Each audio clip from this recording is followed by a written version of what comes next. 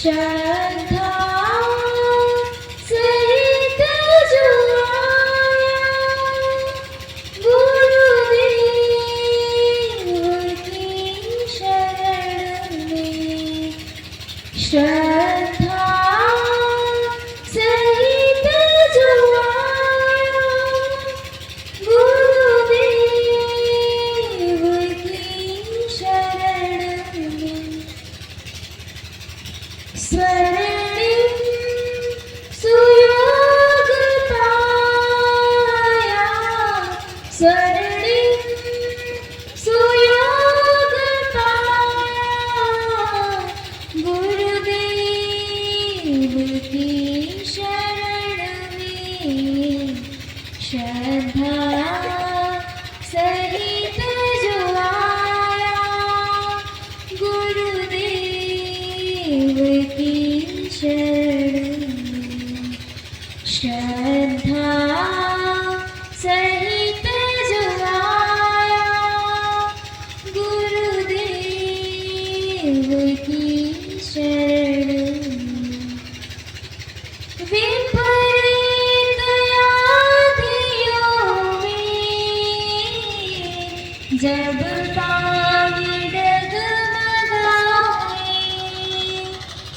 विपरीत आधियों में जब पानी डगमगाए, जिनको डरा रहे हैं हर पल कुरूप साए, जिनको डरा रहे हैं हर पल कुरूप साए,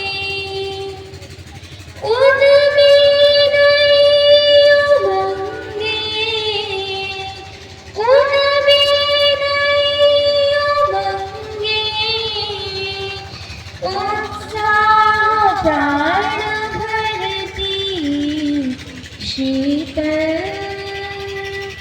शीतल सुरम्य छाया गुरुदेव की शरण में, शीतल सुरम्य छाया गुरुदेव की शरण में, स्वर्णिम सुयोग पाया, स्वर्णिम सुयोग पाया गुरुदेव की शरण में, श्रद्धा सहित जो आया गुरुदेव की शरण में, श्रद्धा सहित जो आया गुरुदेव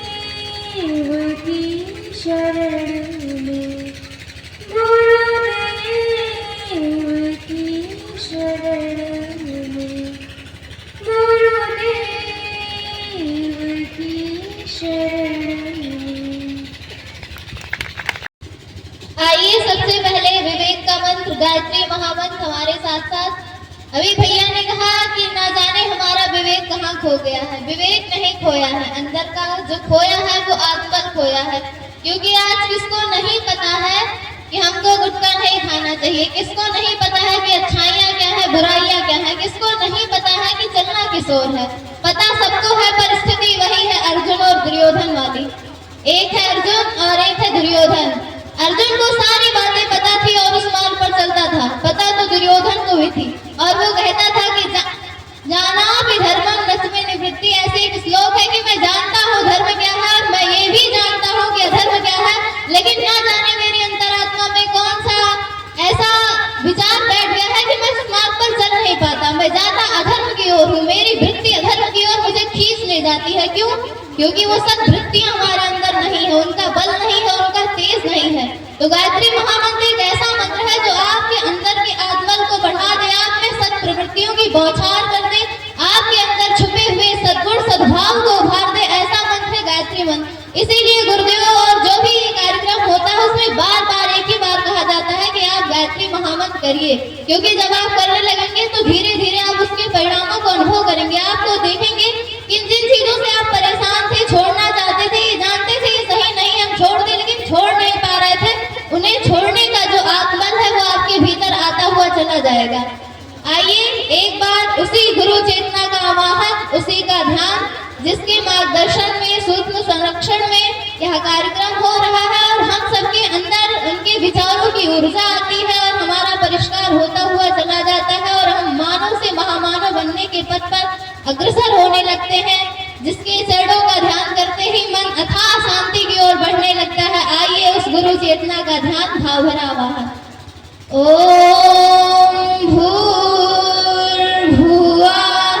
स्वः तत्सवितुर्वरेण्यं भर्गो देवस्य धीमहि धियो यो नः प्रचोदयात्।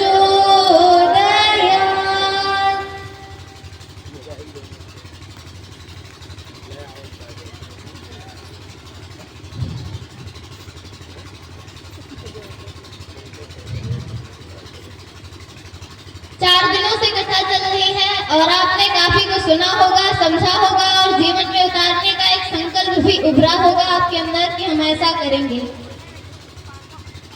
हम कुछ करें न करें, पर जो हमें अच्छा लगे, अपने जीवन में एक श्रेष्ठ मार्गदर्शन और एक आदर्श का चुनाव कर ले कि हमें इसी के अनुसार जीवन जीना है और चलना है। ऐसा जब होगा तो आप जीवन में कभी भटकेंगे नहीं। हम सभी जो है इस मिशन से जुड़े कहते हैं कि कभी गुरु जल्दबाजी में नहीं बनाना चाहिए। बहुत सोच समझकर, परख कर कि सामने वाला कैसा है, क्या उस सिर्फ बड़ी बड़ी बातें करता है या आचरण भी उस योग्य है, ऐसा देखना चाहिए, तब गुरु बनाना चाहिए। आप हमारे गुरुदेव में कोई ऐसा सद्गुण नहीं, कोई ऐसी शक्ति नहीं, कोई ऐसा भाव नहीं जो पाए नहीं।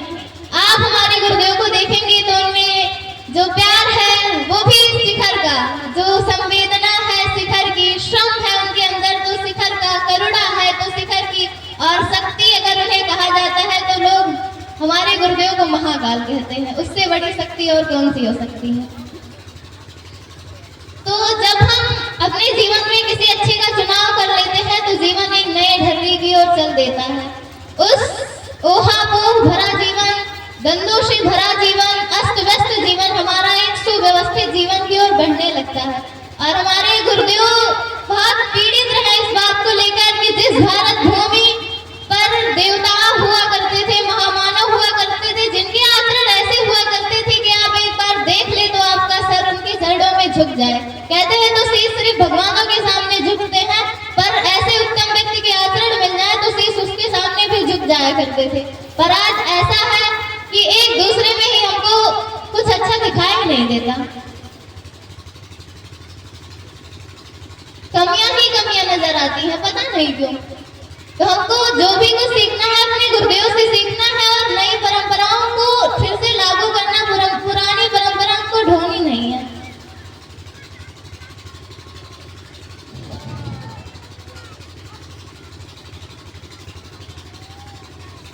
हमारे गुरुदेव कहते हैं कि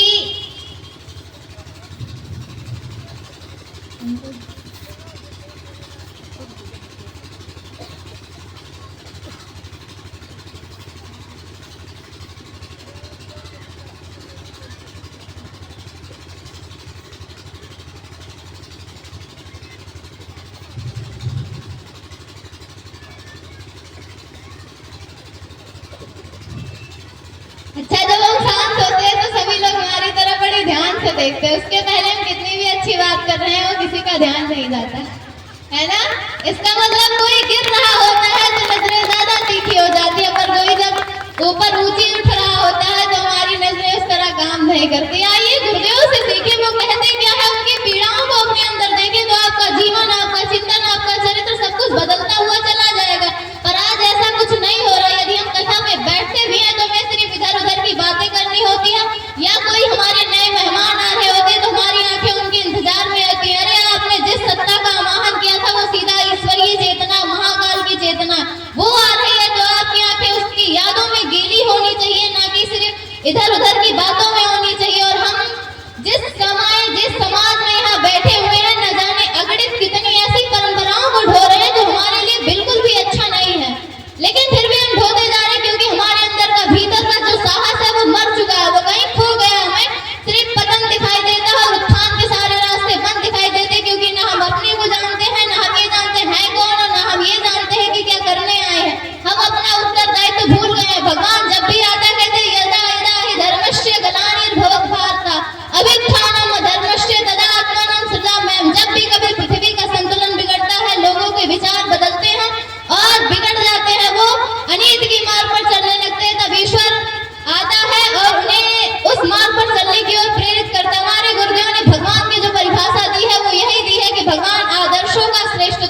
समुच्चय है, पर हम अपना जीवन उठा के देखें तो हमें कोई आदर्श नहीं पलता।